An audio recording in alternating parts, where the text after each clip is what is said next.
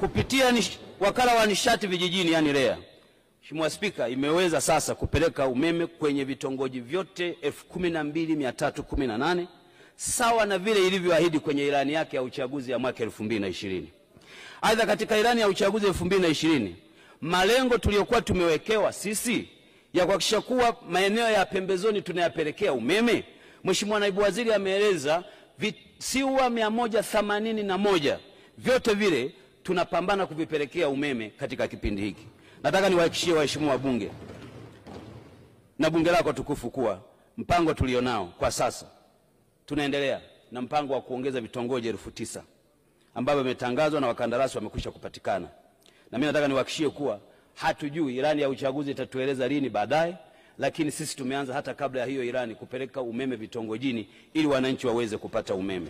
Nataka nichukue nafasi hii kumpongeza sana Mheshimiwa Rais kwa maelekezo yake kwenye kupeleka umeme. Na hili Mheshimiwa Spika, labda niwape ushuhuda waheshimiwa wabunge kuwa katika kitu kimoja wapo kilichofanya Tanzania kuwa mwenyeji wa Energy Summit Africa na kuwaleta wakuu wa nchi wote Afrika, tulivyopimwa na World Bank, nchi iliyoongoza kwa kupeleka umeme vijijini tulikuwa sisi Tanzania. Mpango wa kupeleka umeme kwa wananchi kupitia kile kinachoitwa Mission 300, mpango unaochukuliwa kwa mfano ni mpango wa Tanzania. Hivi ninavyozungumza hapa, katibu mkuu wetu alikuwa Marekani kwa ajili ya kupeleka mpango wetu kwenda kupresent, maana hiyo ndiyo modo inayotumiwa na wengine. Inawezekana hapa ndani tukajidharau, lakini huko kwingine nje wanatuona sisi ni wakubwa mno, tunahitaji kuigwa. Nataka niwaombe waheshimiwa wabunge, tembeeni kifua mbele, tembeeni mkijiamini kuwa sekta ya nishati iko mikono salama chini ya Dr. Samia Suluhu Hassan, na sisi wasaidizi wake hatutamwangusha kwenye jambo hili. Tutasimama wakati wote kuhakikisha kuwa Watanzania wanapata umeme. Na Mheshimiwa Spika, huwa nawaeleza wenzangu kwenye sekta ya nishati, kama kuna sekta hahitaji kusema sana ni hii, ni umeme. Umeme ukikatika hauhitajiki maelezo, umekatika. Hayo maelezo mengine baki nayo, watu wanaochotaka ni umeme basi.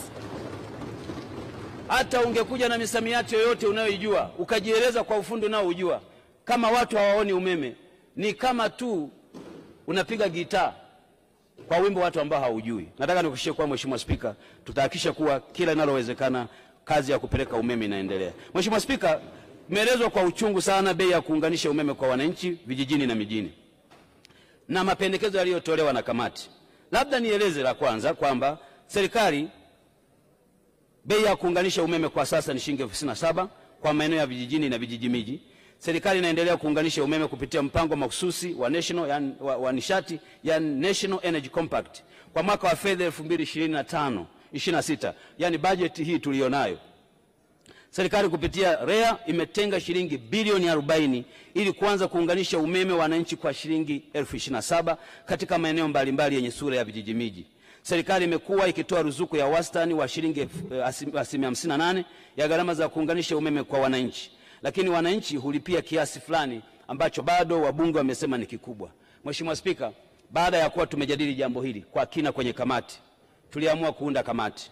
Kwa sababu Mheshimiwa Spika, hili ni jambo linalohusiana na uchumi, linalohusiana na fedha, haliwezi kutamkwa bila uchambuzi. Naomba waheshimiwa wabunge kwa heshima na unyenyekevu mkubwa mtupe muda. Tuna timu tumeiunda ya kwenda kuangalia namna gani tutapunguza gharama ya kuwaunganisha wananchi vijijini kwa ajili ya kuwapelekea umeme. Lakini la pili,